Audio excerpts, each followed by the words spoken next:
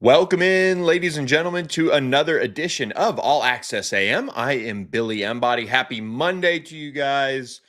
Not much going on this weekend, right? No college football playoff reveal, no bowl games announced, no championship weekend. Just a calm, cool, collected weekend at home. Probably watching some NFL games, right, everyone? Wrong. Chaos reigns supreme. Notre Dame is saying no thanks to a bowl game after getting snubbed by the College Football Playoff Committee. We'll see about that and how the results play out in the College Football Playoff, which is now out there, which is what we're going to lead off with on today's All Access AM. We've got to get a game plan here, guys. This is a crowded episode of things to talk about, thoughts to share, all of those things that are going on. And oh, by the way, Brent Pry is back in the ACC. Not only back in the ACC, back at Virginia Tech in a coaching capacity too, as coaching changes continue to impact the league as well. We'll talk about that on All Access AM. Monday episode is presented by our friends at Security National Bank. Go to securitynational.bank for more information on how they can help you reach your financial goals, whether that be your personal goals, your business goals, however you want them to help you manage your wealth or manage your money. They can do all of those things for you and do that with a mindfulness of your particular situation, set of circumstances, family background, because they are a family business over there at Security National Bank, and they'll be there for you whenever you need them. Decades of experience at Security National Bank. So please click the link in our podcast episode description page or follow it for more information on how Security National Bank can help you, again, achieve your financial goals. Like I said, a crowded episode of All Access AM. We appreciate you guys for joining us here bright and early, 7 to 8 a.m. Central Time, 8 to 9 Eastern Time, live on our channel. We do this Monday, Wednesday, Thursday, and we have got a ton to talk about. So let's do this. Let's set the table for you guys. We are going to discuss the college football playoff right off the bat because that's what everybody wants. That's what everybody wants to talk about, I feel like, at least. We'll get into the ACC Championship game because those implications from Duke beating Virginia, congratulations, Duke, on that overtime thriller in Charlotte, set in motion all of the things that happened with the Bulls, including Notre Dame opting out of a bowl game. So we've got a lot of that to discuss on the show, and we'll get right into it here on the new show. By the way, speaking of new show, I meant new mic. We have a new mic. So if you are having issues hearing it, please let me know in the comments. But I think I tested it, and I think we're in good shape there. And we are rocking the Artemis 1 hat today because liftoff has certainly started on the college football playoff and where we are going with that. Hayden Howerton in the chat this morning. Should be a punishable offense to decline a bowl game and end the season prematurely, to end a senior's career early is immature by the leadership of Notre Dame, Iowa State, and as well Kansas State. But I see where Notre Dame is coming from with ending their season early. They have played a ton of football over the last couple of seasons, but to end it just like that is, especially when you're going to go to the Pop-Tarts Bowl. The Pop-Tarts Bowl is a blast. Great time. You can go to Orlando. You can enjoy all of the things that Orlando has to offer. Disney World, do all the rides, Universal, all the things that bowl game does. That's just, I feel for the bowl committee, and I think we're going to see at some point some changes around college football with the bowl season. So that said, we'll see how that goes. Notre Dame, drawing their line in the sand around that. The college football playoff. Here it is. Here's a look at it. It is quite the 12-team bracket that we've got here. We've got, of course, Indiana, the number 1 overall seed, Ohio State number 2, Georgia number 3, Texas Tech number 4, and then you get into Oregon number 5, Ole Miss number 6, Texas A&M 7, Oklahoma 8, Alabama 9, Miami 10, Tulane 11, and James Madison 12. Two group of five teams making the college football playoff. We've got thoughts on that, but truthfully, it's just something that I think has to be addressed. I hate it because I've seen group of five teams and what and how much they put into it, and all of the things that they need is just a shot and just an opportunity.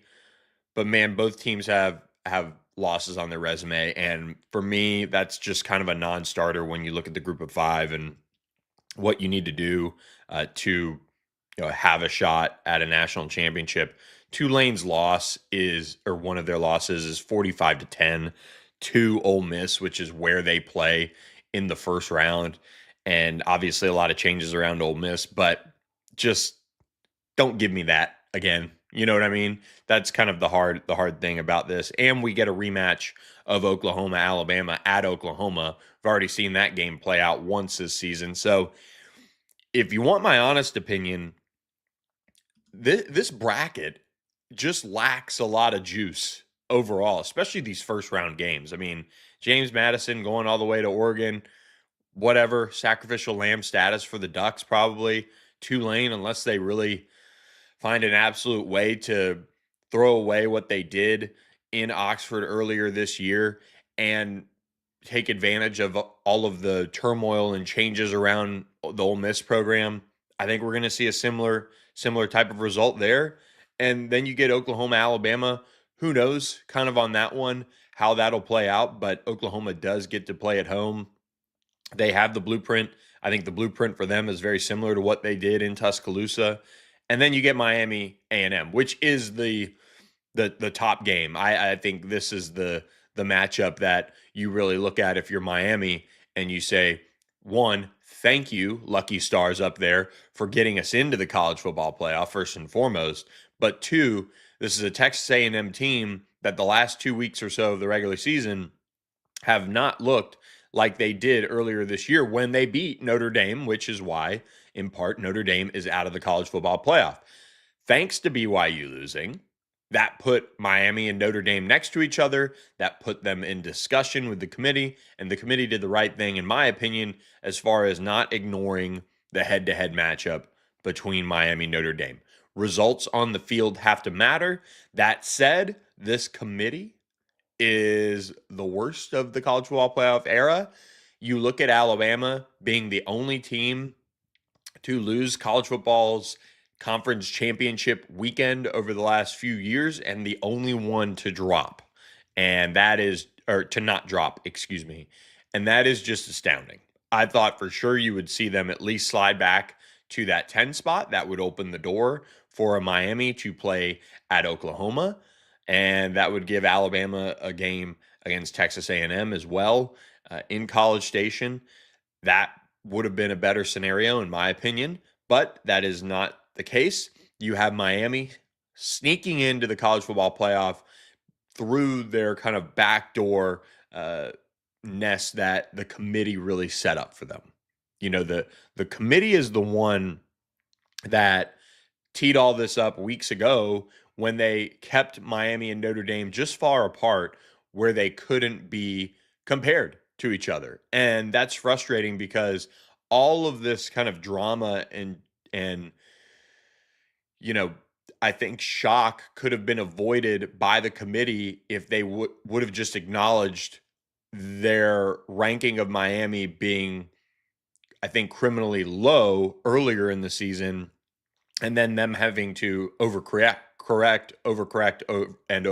it to the point where Miami is now not even a villain in a sense, but certainly a school and a program that doesn't get the celebration and the accolades that they deserve for the season they had when they are put into the playoff. It's all about Notre Dame, how Notre Dame was snubbed, how Alabama didn't move, all of those things. This committee doing it the way they did just showed just how big of a screwed up process this is, in my opinion. You've got Miami, who largely, throughout the season has been a dominant football team. Their two losses, both by one possession, one at home to Louisville when your quarterback throws for picks. I saw one of the ESPN analysts bringing up Alabama's turnover margin against Oklahoma earlier this year, or something like that, as a reason why, okay, that game wasn't, it was more of a fluke or whatever. And like, I'm with you. Like, if your quarterback, who is normally not turning the ball over, turns the ball over, you're going to see a game that could go sideways and could go, different than the 9 other times out of 10 you might play that game. That's Carson Beck versus Louisville. Then they get the overtime loss on the road against SMU, an SMU team that did spend some time in the top 25 before flaming out there in Cal last weekend, 2 weekends ago.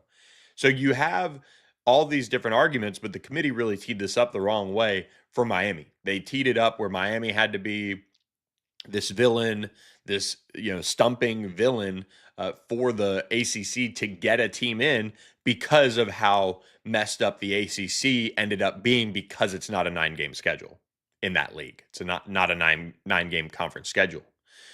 So all of this really stems back to the 9-game conference schedule, which I think now the ACC needs to get into overdrive on.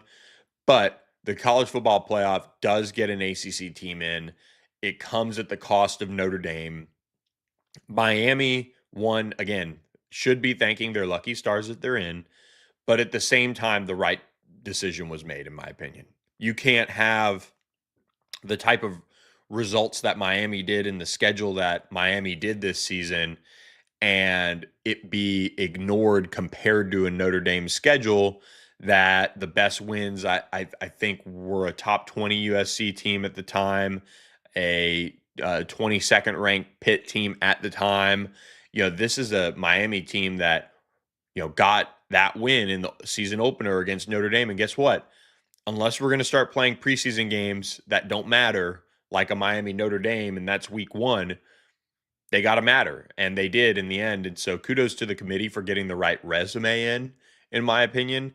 And, you could say Notre Dame's losses were very close, when Miami's losses were very close. And sometimes in league play, sometimes in that grind, you get more of those competitive games that lead to losses. Notre Dame doesn't sit there in a conference. Their schedule, built the way it is going to give them, most of the time right now in today's day and age of college football, a marquee game or two early in the season, and then the rest, it's just coasting. And so Notre Dame has to fix their schedule. I don't know if that involves them looking at all of this and saying, okay, we need to eventually go into a conference and we need to have maybe some sort of special rights in that conference. What happens to their deal with NBC, that type of a situation. But I don't think they're going to end up doing that. I just don't think that's what they want. They've been very clear about that, and why would they be? But at the end of the day, you could also make the argument that Miami is in because it is an ESPN property. That is something that is not really being talked about a lot. But instead of ticking off the ACC, which is an ESPN property, and they do, despite loving themselves some SEC football, do want to make sure that they can take care of their leagues and their properties, ESPN, College Football Playoff, did the right thing getting Miami in as a big brand. Instead of saying, all right, well, we know that Duke would probably beat James Madison most times. And, Duke has enough of a track record where you could certainly convince me that James Madison would beat them. And I am not advocating for Duke in any world or in any setting, but the ACC needed to be represented, or else we would have really seen some changes overall, I think, to this setup and some of the things that are going on with the college football playoff. So Miami gets in. They do face number 7 Texas A&M on the road. I think that's the number 1 matchup for me as far as intrigue going into the first weekend. A lot of people will talk about Oklahoma, Alabama, of course, but that is a rematch.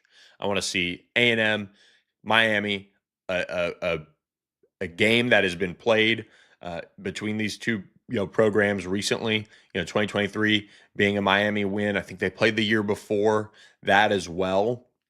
But you do have a lot of intrigue with that. And then the winner goes to face Ohio State, who looked the part of a national championship level team, playing against Indiana, who most certainly looks the level of a national championship level team. And then you kind of fight it out, and maybe you'll face Georgia, maybe you'll face Ole Miss, or somehow Tulane on that side of the bracket. But that is not a bad path for Miami in a sense because of the way Miami plays, because of the style that they play in college football. So intrigued to see how Miami does. I don't love the having to go to College Station and play in that environment for Miami, but this is also a battle-tested Miami team, and they'll figure it out, I think, and be competitive in that game. And for the ACC, they need them to be. So that is kind of some scatter shooting of thoughts on the college football playoff reveal. Because Notre Dame got snubbed, it did throw in a bunch of moving parts as far as the bowl games, which we'll get to as far as the bowl chaos for the ACC. But let me end with this on Notre Dame. Notre Dame gets snubbed. Their reaction to it and their next steps were to cancel going to a bowl game. And I have a real problem with that in the standpoint of it's just a bowl game. Just go. And you're going to the Pop-Tarts Bowl, so I think you're playing on December 27th. So yes, you'll have to spend Christmas there or whatnot, but you're also in Orlando. You're in a great situation. Just play the bowl and just do it. Don't throw a tantrum. It's just really silly to me to see that be the reaction. But they should have been more on their toes as well. I think there was a lot of just Notre Dame's comfortable. It's not going to be, nothing's going to happen to Notre Dame. It's going to be Alabama that moves down and out, and then Miami's going to slide in, and that way they don't have to answer the head-to-head question. But I think they got it right, number one. Just the way Alabama's been able to play. Alabama is not sitting there at a 5 seed or a 6 seed or something like that. They're sitting at a 9 seed, okay? They're the highest ranked SEC team, or the lowest ranked SEC team in the bracket. And you could certainly argue that Miami, based on their wins and losses, should have been ahead of Alabama, but at the same time, Alabama has that third loss only because it played in the SEC Championship, which is something. Miami, if they would have gotten another win in the ACC Championship over a Virginia or over another team, that would have been a bowl-eligible, strong opponent. Maybe that would have catapulted them over Alabama. Again, goes back to the ACC not being a 9-game conference schedule, not getting some of these questions as far as who gets into the conference championship game, maybe a little bit better answered from the standpoint of would have been another opportunity for a data point for a Miami, would have been another data point for maybe a more capable pair of teams to compete and be successful in the college football playoff, both from a record and resume perspective, but also from a roster perspective. So this was the best thing that could have happened for the ACC outside of them, just getting a double lifeline with Duke jumping James Madison just as an ACC champion. So really, really intrigued to see what's next for Notre Dame. I think they will regroup. I think they will take it to 2026 now and say, all right, how do we fix this? How do we go out and schedule up and find a way to get past some of the early season issues? They play Wisconsin early, they play Michigan State, they play Purdue, they play North Carolina.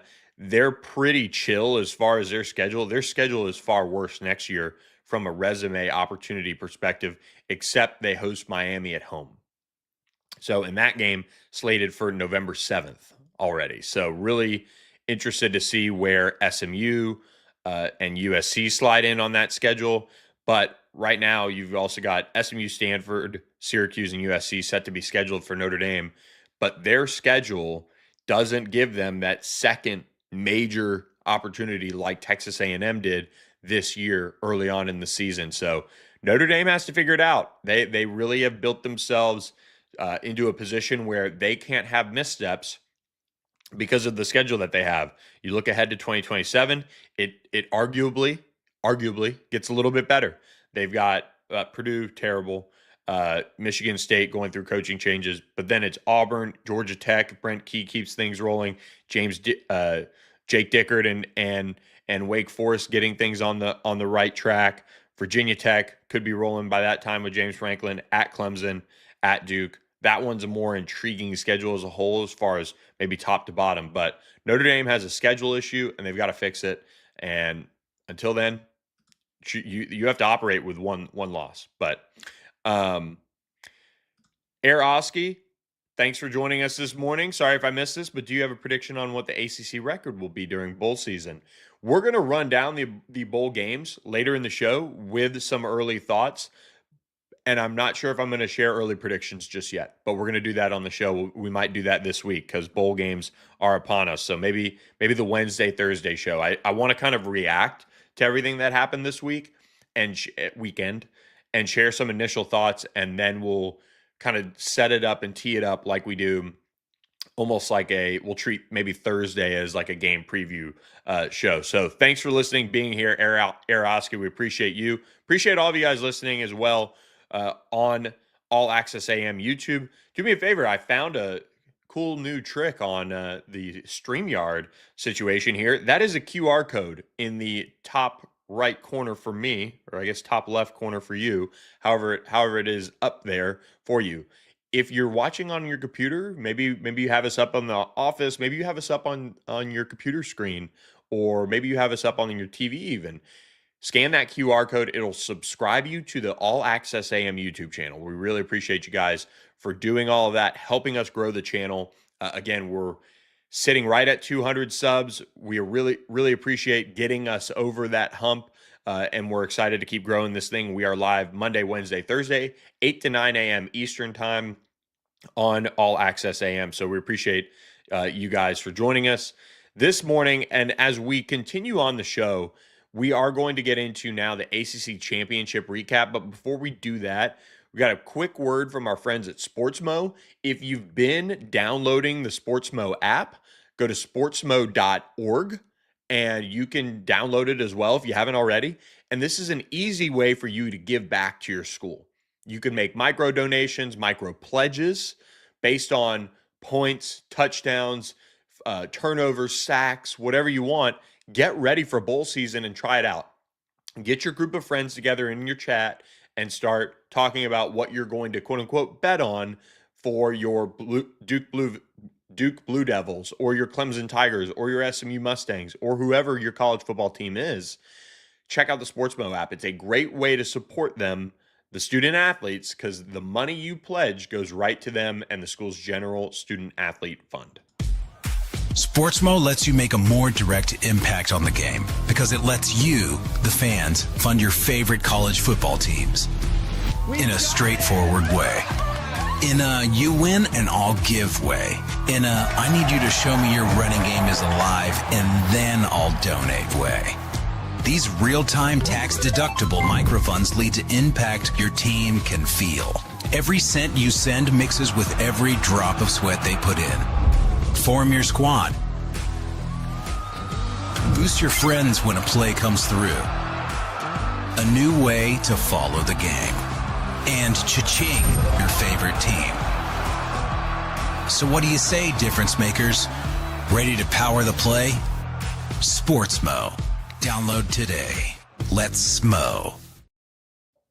That's right. Let's mow, and let's smo into the ACC Championship game breakdown. Duke wins 27-20 in overtime. Incredible cinema, so to speak, for this football game's ending. Thought the game largely was fairly boring. 2 turnovers for Virginia, 1 for Duke. Duke was able to manage that. That was the key. We talked about it. Darian Mensah, he throws an interception, relatively, I think, early in the game. Just kind of remembered kind of watching it, and it felt like it was still early. But they didn't do anything to really hurt themselves beyond that. They ran the football well. They rushed it 137 yards, 128 to UVA. They owned the time of possession. I thought Johnny Brewer, the offensive coordinator at Duke, did a really nice job of knowing when to push the pace, also knowing when to eat the clock. And I think Manny Diaz, I think that was kind of what their game plan was, what they wanted to do.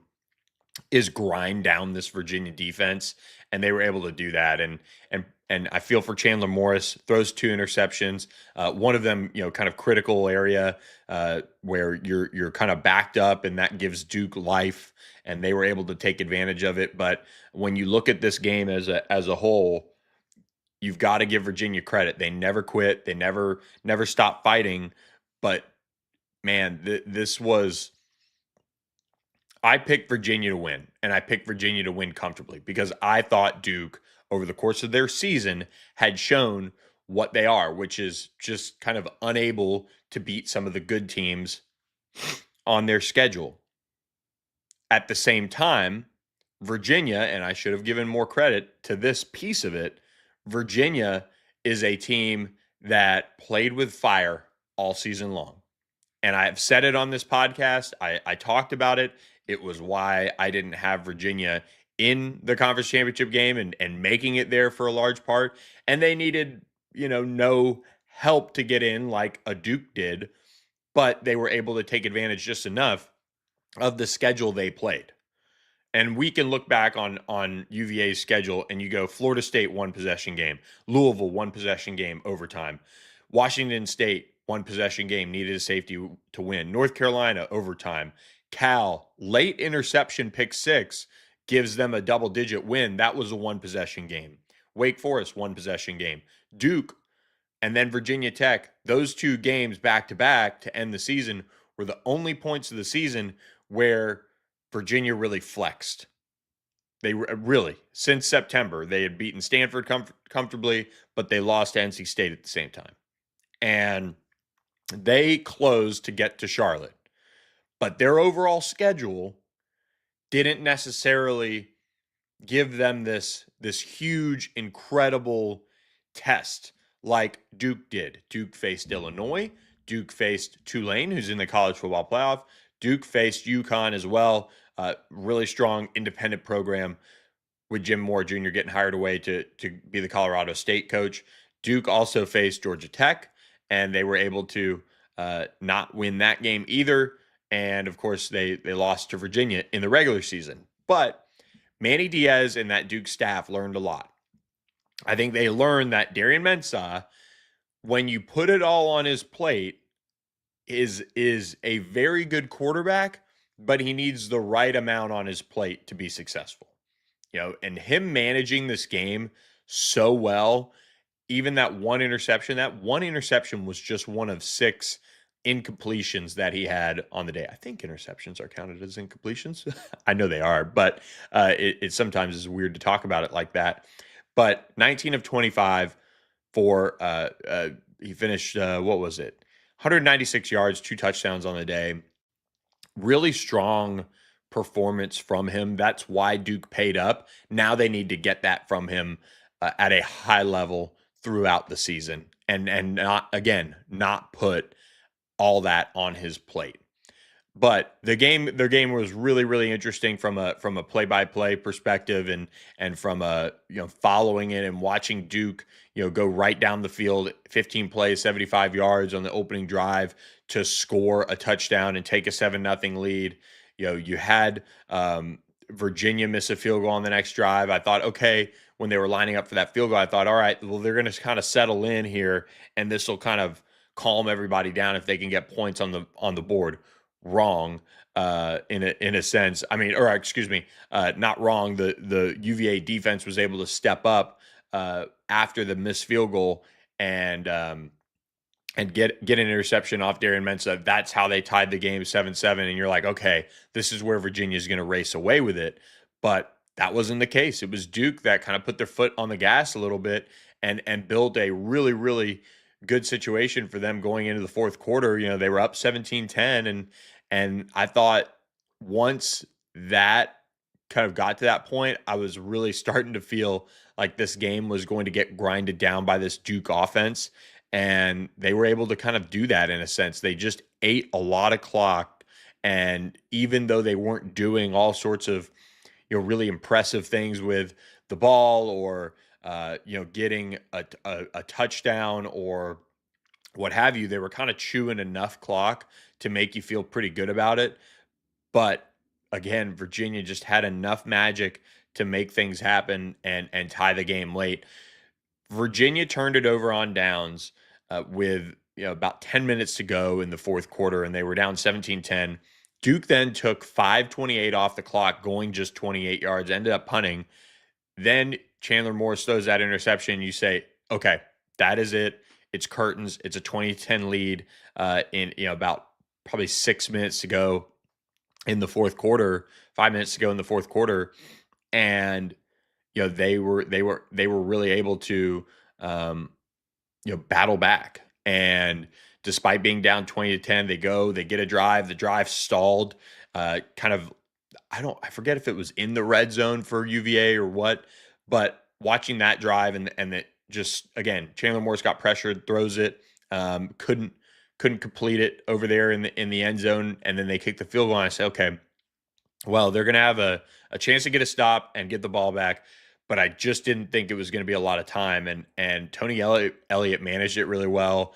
Duke just couldn't get through, and break through and pick up a first down that they needed to put the game on ice. They punted away, and UVA goes 10 plays, 96 yards. Just incredible. Really just tremendous drive there. 18-yard touchdown pass from Chandler Morris to get that game tied. And man, Eli Wood was on the verge of being, statue celebrity status in Charlottesville to tie the game, send it to overtime, and Duke goes right down the field. And I wonder, and I, truthfully should have texted Johnny Brewer this and asked him, but they committed to the run in overtime. Duke ran the ball 11 yards, 6 yards, 7 yards, 0 yards. Then they finally throw it, and even the announcers say, well, interesting move to get away from the run there. Then they go 0, they get stuffed, and then a touchdown pass to Halsley on an incredible scramble. Just Darian Mensah keeping his eyes downfield, was able to find his safety valve, kind of his last option, and get the touchdown. And then Chandler Morris throws the interception the next drive on the opening play to end it. And I feel for Chandler Morris, known him a long time and his family, but Duke went out there and took it. And I got to spend a little bit of time with Manny Diaz at ACC Media Days, and I just haven't spent time with Tony Elliott, so I don't know him as well. But what a stand-up, just class act type of guy that Manny Diaz is. And I think he understands today's day and age of college football really well. He understands the players. He understands the all the different things in their life that they have to deal with right now, from still going to class, dealing with NIL, dealing with, egos and managing practice and depth charts and all of those things. And he just does it the right way. And Duke's season has not been what they wanted it to be. With the expectations around Darian Mensah, they don't win one of their power conference, non-conference games. They kind of backdoor their way into the ACC Championship game with a little help from his buddy Rhett Lashley and SMU. And they go out there and they take it.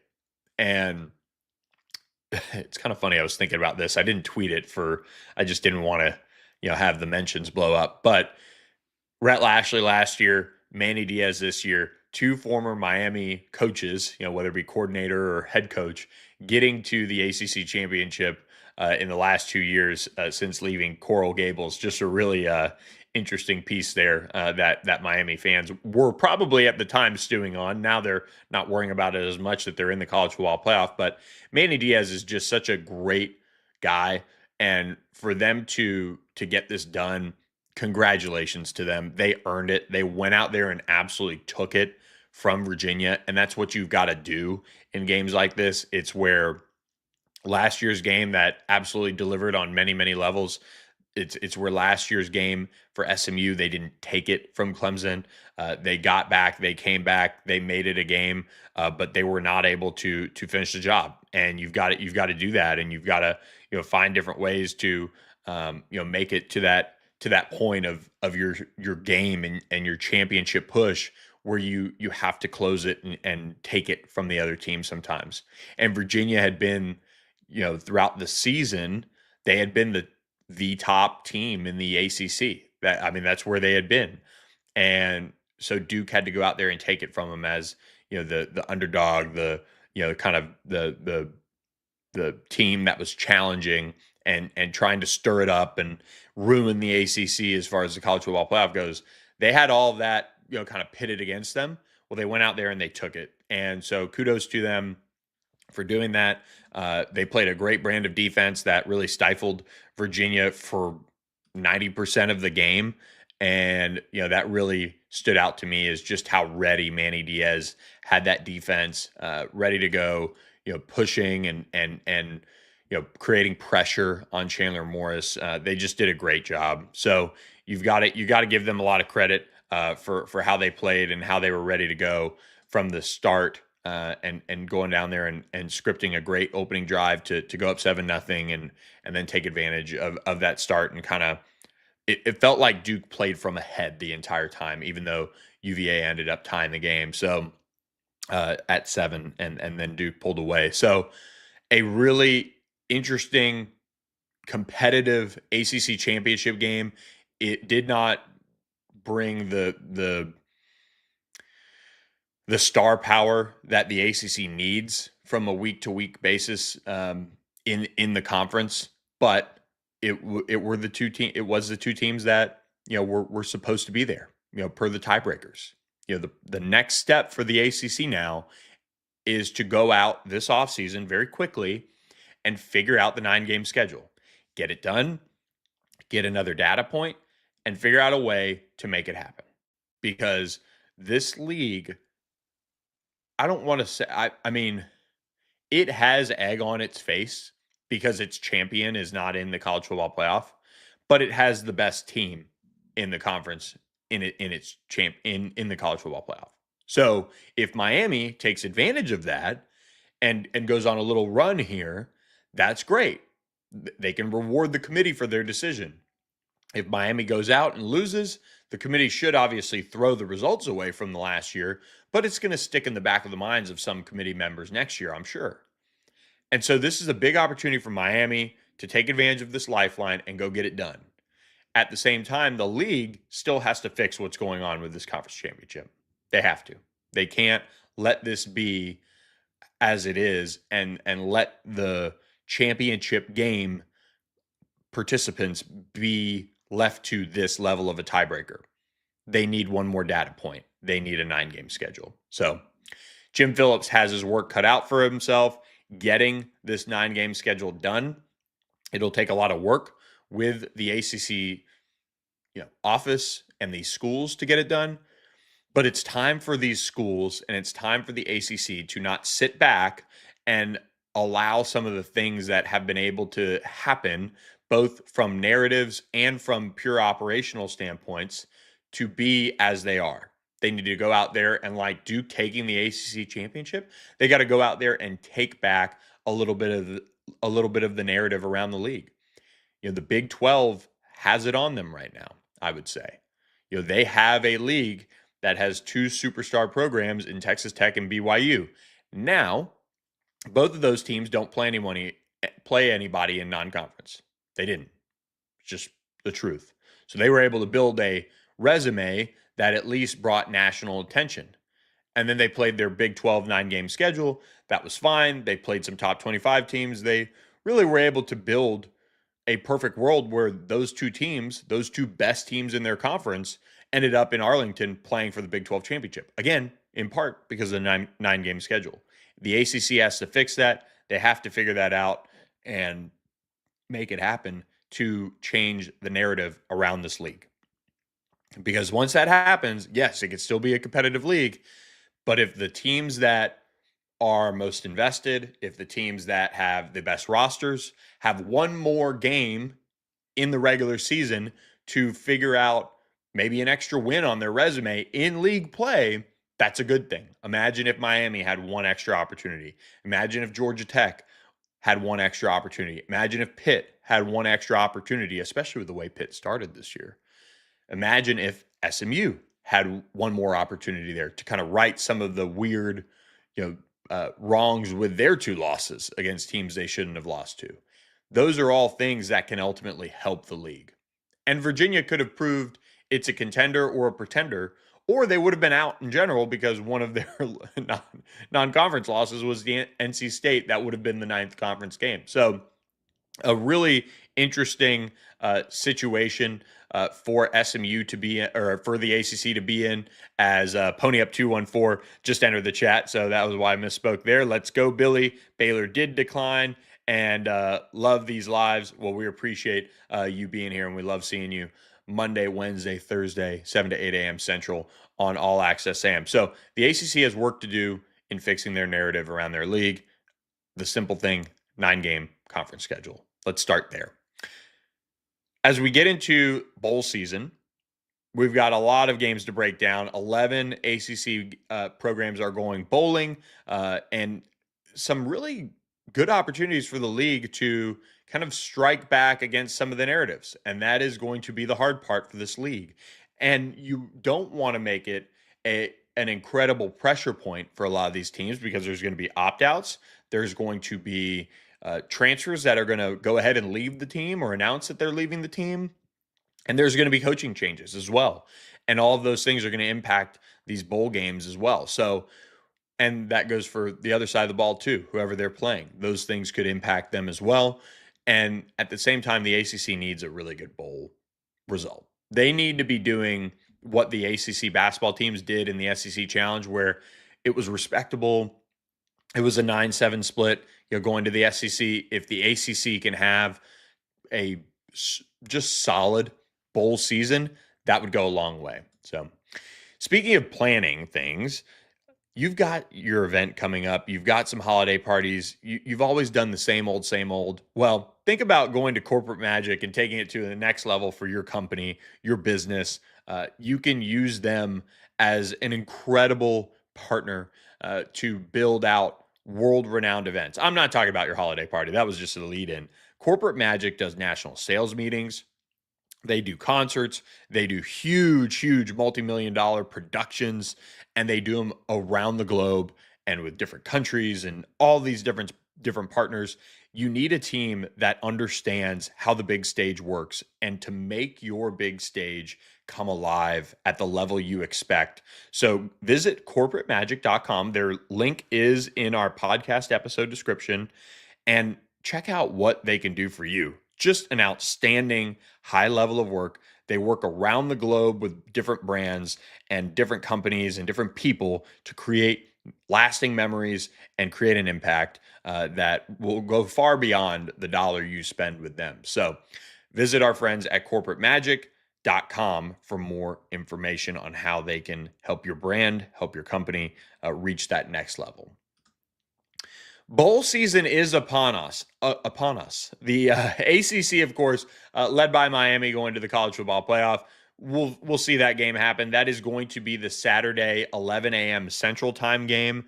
So College Station will be bumping. I actually kind of want to go to that one. I don't know if I'd be able to pull a credential there, but maybe we'll see. Maybe the ACC All Access AM fam will come together for us, and we'll be down there. But College Station is going to be an absolute zoo. I don't know if anybody wants a part of that if you're not covering the actual teams in a really in-depth way, but it'd be fun nonetheless to make it down there for that one as Miami heads to Texas A&M. They, again, that Saturday, December 20th, 11 a.m. Central Time matchup on ABC and ESPN. They've got the double broadcast.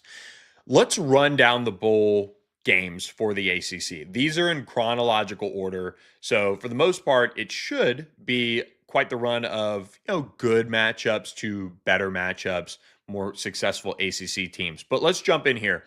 A little bit of a, appetizer for the college football playoff. December 19th, Friday, December 19th, in my hometown of Tampa, Florida, the Gasparilla Bowl welcomes NC State and Memphis to Tampa. And this will be just the first ever meeting between NC State and Memphis. NC State has particularly played well against the American Athletic Conference, 7-2 all time. You've got C.J. Bailey returning to his home state. Hollywood Smothers can build on his stardom and potentially reach 1,000 yards on the season. You also have the Wolfpack looking to get to 8-5. Memphis comes in at 8-4, and I think for Dave Dorian, who's coming back, this would be a good opportunity to maybe build some momentum, finish strong. It's been a season of ups and downs for him. Obviously the wins over Georgia Tech and doing some of the things that they did this season, but you also have the downs.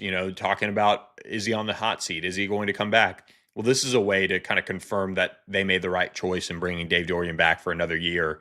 Finish with an 8-5, finish with an 8-5 record would be nice for the Wolfpack. So you get into that one, and then you get next week. This is kind of that week of bowl games that is just so awesome around Christmas, and you're sitting around, you're eating, you're having some cocktails. Maybe you're having some Socorro tequila. So I've got my Socorro tequila polo on. You're enjoying some time with family. Well, this is when you get the mindless football games on. And this is the Bush's Best Boca Raton Bowl of Beans down there in Boca Raton.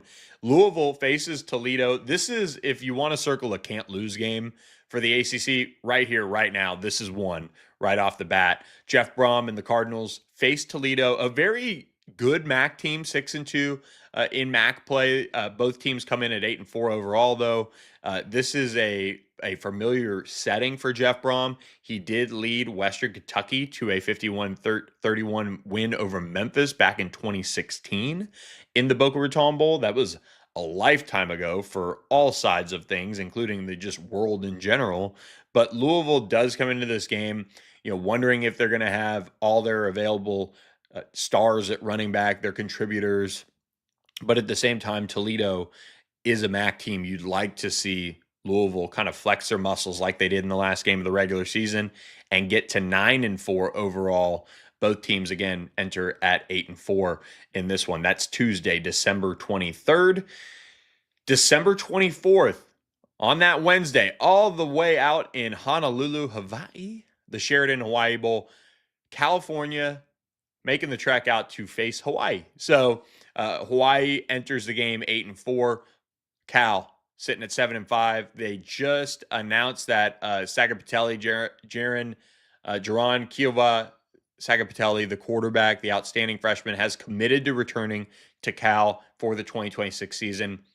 Huge news for new head coach Tosh Lapoy and general manager Ron Rivera as they start to build out their staff and take that program into its new era after moving on from Justin Wilcox. Cal makes its first ever appearance in the Hawaii Bowl. I thought that was interesting. But you've got JKS back. He's from Hawaii. This should be a very well-attended Hawaii Bowl, I would think.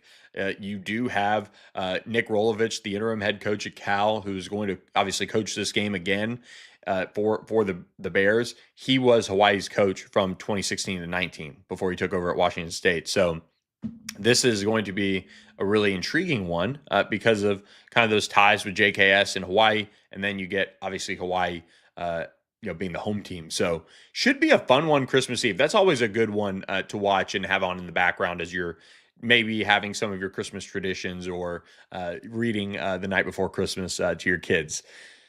Then we get a little bit of a break from ACC football. Then Saturday, December 27th, you've got the Go Bowling Military Bowl over in Annapolis. Pitt makes a short-ish trek to face off against East Carolina out of the American.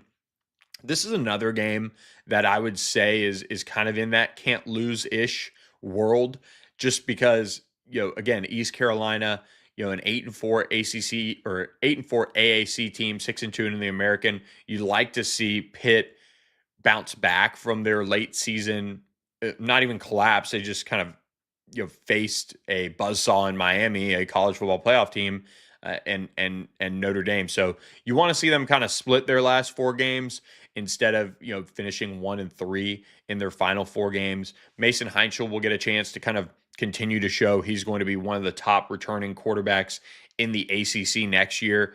And we're excited to obviously watch him. We're big Mason Heinschel fans on this show. And East Carolina, though, don't sleep on them. The Pirates are doing a great job over there. They really have, kind of put it all together. That's one of the more intriguing environments if you've never been to Greenville. when that place is full, I can imagine it being an absolute blast to be in. It kind of reminds me from a stadium perspective. I've been to both. I've seen a game at East Carolina. I've seen North Carolina State Stadium. It kind of reminds me a little bit of NC State's stadium and their setup. Blake Harrell, the head coach there, is doing a good job. He was promoted from DC to head coach in 2024. Again, 8-4 East Carolina team.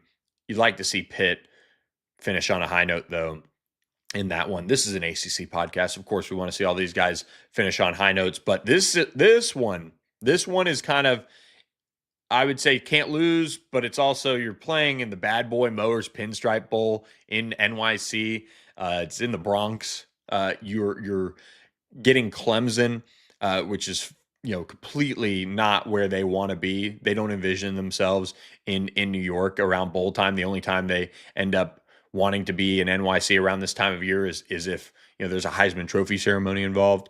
But Clemson takes on Penn State in this game, and when you look at Clemson taking on Penn State, there's also Tom Allen getting to face off against the Nittany Lions, where he just left the previous year to come to Clemson. So Clemson's been hot. They won their last 4 to end the regular season. If they can finish this one off and get to 8-5, that'll at least give them maybe a little bit of momentum heading into the offseason. Garrett Riley, the offensive coordinator, has been linked to some names around to some jobs around the country, and it'll be interesting to see if he'll have a job by then, if he moves on. That's something I'm kind of watching in the coaching carousel world, and we'll be tracking, because if Clemson needs a new offensive coordinator, that'll certainly be news. But he will not be going to Tulane, which just hired Will Hall. I hadn't really seen him as a huge candidate there, but that news did just come across the ticker this morning as we're getting ready for the show. And Will Hall, the former Southern Miss coach, takes over at Tulane. He was the offensive coordinator, or is getting promoted to head coach. He was the offensive coordinator for John Summerall's team. He was the passing game coordinator. He was the offensive coordinator before Summerall got there. So when you look at Clemson, Cade Klubnik, that entire crew, who plays, who doesn't play, that is something that we're keeping a close eye on as well. In that one, I would assume Dabo Swinney can kind of rally the troops and get them into a spot where they're going to be having as many guys as possible play in that football game. But that is a Penn State team that has been, from a roster perspective, very good throughout the season as far as being competitive and kind of playing above their weight class since firing James Franklin.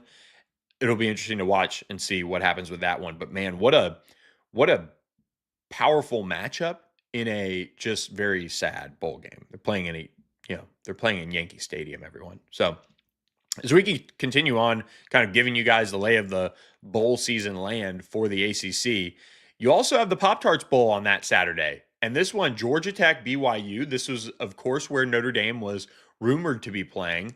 And another piece of that Notre Dame thing that came across my desk, so to speak, over the last 24 hours is you have the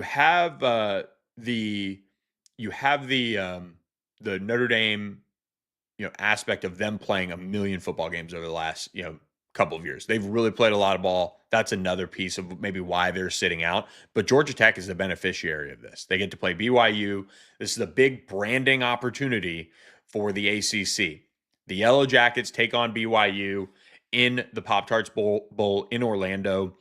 This is always a well-covered bowl. This is a game that will get attention, and the Pop-Tart group does a terrific job putting it on.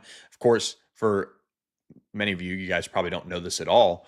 The ACC has ACC Media Days in July. Well, the Pop-Tart Bowl was a part of that. A part of that for us. They brought the Pop-Tarts out and kind of created a little bit of awareness going into the season. On that same Saturday, December 27th, we also have the Tax Slayer Gator Bowl in Jacksonville, Florida. This was one that I heard great things about over the last couple of years as far as a bowl to go to. You got the golf up there in Jacksonville. You've got, Jacksonville Beach you could go to if you want to. But Virginia stays on the East Coast. and takes on Missouri. 10-3 Virginia, 7-1 in ACC play in the regular season.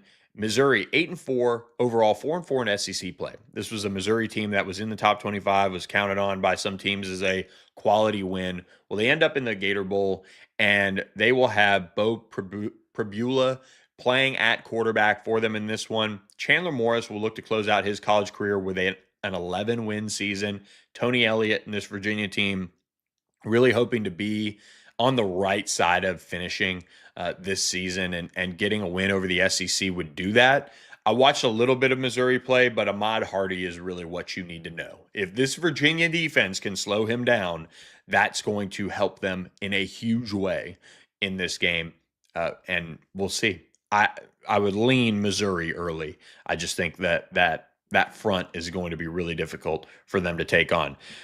Joe Zia, thanks for listening. Why can't I play this live show in the background with my screen off like other live shows? I'm not sure. That is a YouTube question, but the vertical live streams for YouTube is new. So keep that in mind. It is a new thing. And if you want to go, if you found this show, one, we appreciate it. And I do appreciate the fantastic show comment. If you found this show and you like it, search All Access AM on YouTube. And for some reason right now, Google has it where the live stream for vertical and the live stream for horizontal, there we go. How about the hand gestures there? Do run as separate shows.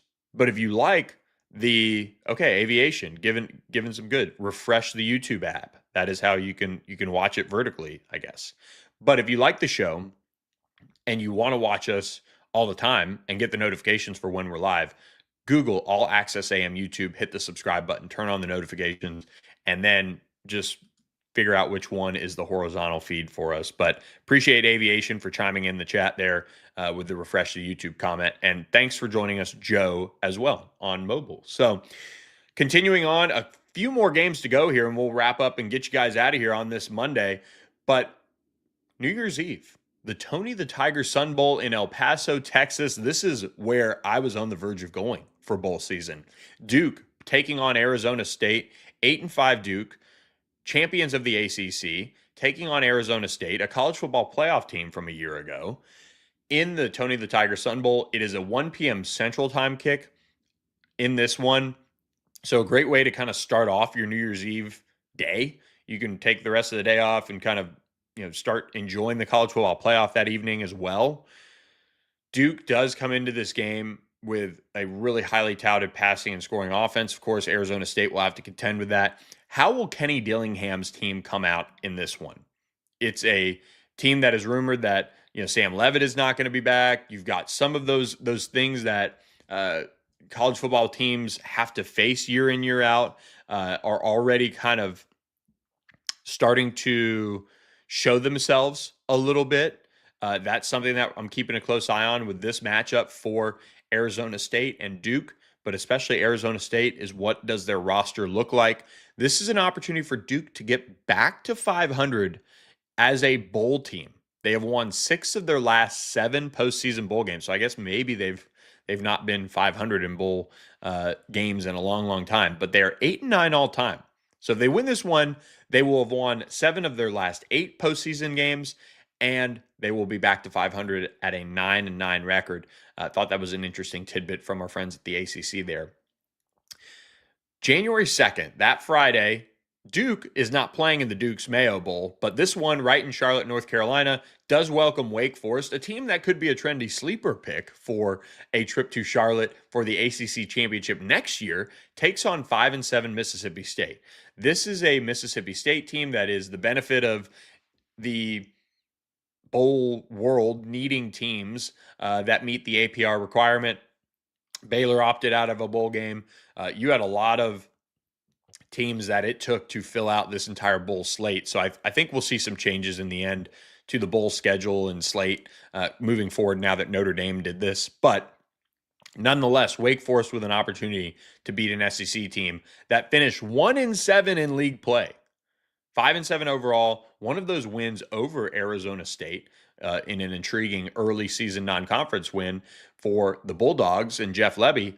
But Wake Forest has a chance to slow down Jeff Lebby, the offensive-minded head coach of the Mississippi State Bulldogs, with a January 2nd game against Mississippi State in that Duke's Mayo Bowl. It's a 7 p.m. Central Time kick. This is a late bowl game, 8 p.m. Eastern Time. It's just the fourth time this will be the fourth time in Wake Forest's 11 bowl appearances that they'll play in Charlotte back in 2007, 17, and 20. So a familiar face or area for for Wake Forest in the Duke Mayo Bowl. Did get a question from Aviation in the chat. Appreciate you, as always, being here. But thoughts on Notre Dame skipping a bowl game? Very soft, in my opinion. I'd want to go show the world my team can play. I agree. I'm not a fan of them skipping the bowl game in any world. Now, you could say, you can keep it real, first and foremost. We're disappointed. We're unhappy. Would the Catholics say this? I'm pissed. But we're going to go, and we're going to go have a great time. We're going to go to Orlando. We're going to face BYU. By the way, Catholics versus Mormons, I mean, you give up that opportunity. I don't know what they're doing there. But we're going to go have a good time. We're going to try to make the best of it. We're going to play a bunch of guys. We're going to play our young guys. We're going to give them practices. We're going to do this. We're going to do that. And guess what? If we win the game, great. But personally, we don't care. I mean, if they really wanted to keep it real, that is where they could have taken that route. They got snubbed. They feel they were snubbed. They could have controlled it on the field by beating Miami. Instead, they lost a close one. Same goes for their loss against Texas A&M. And the rest of their schedule they could have controlled, but they didn't. So Notre Dame opting out bothers me from the standpoint that they're a bunch of seniors, that is their last game, and it's done. It's over with. They're guys that are going to leave early for the NFL draft. That's their last game. It's over. It's done. They've already played it. And, really, with the portal being January 2nd now, just play the damn game. I mean, it's just they would have played December 27th in the Pop-Tarts Bowl against BYU. What's wrong with that? I don't see the harm. I don't understand it. And it really doesn't make a whole lot of sense. And so for me, watching that unfold, I really feel for the Notre Dame players because there's a lot of different ways you could have approached it. You could have approached it legitimately as hey, we're going to go out there and we're going to scrimmage BYU and we're going to play a bunch of players. And we're going to play a bunch of our young players. And we're going to protect Jeremiah Love, who's going to go, I think he's draft eligible. We're going to go out there and let so-and-so play. We're going to let Rudy play. I mean, what other program in the country has a more easy out as far as playing guys who over their career have done so much but played so little for a program in a bowl game and give them a reward than Notre Dame? I mean, they could have just said, we're going to play all our Rudies. And they could have done that and just thrown the competitive nature out and treated it like a reward, which it doesn't feel like a reward because Notre Dame got snubbed. But that's really what the bowl system is now predicated to, is being a reward, being a just opportunity for you to get one more game in, play some young guys, and hopefully win it. But in the ACC's world, they need it right now to control some narratives. They got to be on the right side of it. They need to do all of those things. But in Notre Dame's world where they've got their cushy NBC deal and all those things, I don't understand why they're not playing the game. The only other reason is we're ticked off. We want to make a statement. And by the way, we've played a bunch of football games over the last 2 years, and we're going to just kind of take a reset, regroup, and go on to 2026, which is what their statement said. So I do think it's soft. I just wish that people would acknowledge that the bowl games don't really matter. But unfortunately, in this world, they're used as narratives. But you got guys opting out. You got quarterbacks who won't play. You've got this. You've got that. I mean, can we just get past that bowl games matter? Their rewards, their opportunities, and the quicker that media don't use them for narratives, the better this world is going to be. Just let the guys go have fun, play a bunch of players, and give them a good trip. So that's why you don't really see any bowl games in awful places to go for the most part. I'm sure there's some that people feel that way about. But last but certainly not least, speaking of a great place to go, SMU heads off to the Trust and Will Holiday Bowl in San Diego, California to play number 17 Arizona. 9-3 Wildcats, 6-3 in the Big 12, and they are a tall task for the Mustangs here. But SMU coming in 8-4, 6-2 in league play. You have an SMU team that should be motivated to win their first bowl game since the 2012 Hawaii Bowl. I know Rhett Lashley and the staff are not happy with the way this season ended for them in Cal. Losing out on an opportunity to play in the ACC Championship. But here's an opportunity to show that all the things that you are continuing to build towards as a program are continuing to show up. You know, the Miami win that they got this year, the beatdown of Louisville at home, and just some of the ways that they were able to go on the road and beat a Clemson team that, as they showed over the last 4 games of the regular season, very competitive team, just were on kind of in a bad spot overall. This is an opportunity for SMU on January 2nd to show that they are not that they're not going in the right direction, but that some of the letdowns this season, 3 losses by a total of 7 points, aren't the I guess consistent pieces of this season. If they go out and beat a top 25 Arizona team, that would kind of be a really nice feather in the cap for Rhett Lashley and the staff to cap this year. It's not the year that they wanted to have. It's not the win-loss record. It's not the results. It's not the bowl game they want to be in by any means. But they have a chance to show that they just ended up on the wrong side of some close games. And sometimes that happens in college football.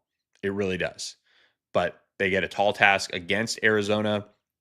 SMU is 3rd nationally in takeaways, so they'll take their stab at doing all of that. But Arizona, I mean, their only losses to Iowa State, who was a top 25 team, BYU in overtime, and then Houston, a close one, losing 31-28 on the road. So this is a Arizona team that is pretty good, and they will give SMU a lot of challenges and a lot of issues as they go into this one. And SMU will really have to be on their game. Noah Fafita is the Arizona quarterback. He's thrown just 5 interceptions on the season, so that'll be put to the test. And SMU and Arizona have met 2 times. Their previous matchup all the way back in 1985. So this is a huge opportunity for SMU to go out to San Diego, show that they're not just there to have a good time, but create some fun in the winning. SMU fans might know that old reference there. So with that, appreciate Eric Oski and you guys all in the chat for joining us on this All Access AM. We are live Monday, Wednesday, Thursday, 7 to 8 a.m. Central Time, 8 to 9 Eastern Time. Please Google All Access AM, YouTube. If you're watching us on Twitter or if you're watching us somewhere else, hit that subscribe button for me, please. That helps us out. That helps us grow the show. It does nothing for you unless you want to turn on the notifications, which we'd love, but you don't have to do that. So just hit the subscribe button and give us a good Christmas gift of getting over 200 subs. We might have done it by this point of the show. So great to see many of the regulars in the chat. Great to see Joe as well, who found us this morning, it seems like. So, or maybe he's been listening a while. I don't know, but he commented and I appreciate it. And thank you guys for joining us on this edition of All Access AM. We'll talk a little bit more on the coaching changes that have gone on in the league on the Wednesday show. We ran a little long today, so want to break down some of that, and we'll kind of go at it from a little bit of a overall scenarios of where the league is as far as coaching changes and building out these coaching staffs on Wednesday's show. So we talked playoff, we talked ACC Championship, we talked bowl games. We hope this got your Monday off to a great start. Appreciate our sponsors, Security National Bank. Again, securitynational.bank is their website. You can get on the phone with them, find their phone number there, and reach out to them and start the process of at least seeing what that would be like to join their family-run bank, and they can help manage your wealth for you. And we appreciate our friends Sportsmo app. Sportsmo app is what you can download and support your favorite college football team or basketball team. It's starting to get into the basketball world here very soon as well. And then, of course, Corporate Magic, corporatemagic.com. where you can find all the information on how they can help your company build out an incredible event. So appreciate our Monday sponsors. Appreciate all of you for listening. And we will catch you Wednesday morning, 7 to 8 a.m. Central on All Access AM. I'm Billy Embody. We'll catch you then.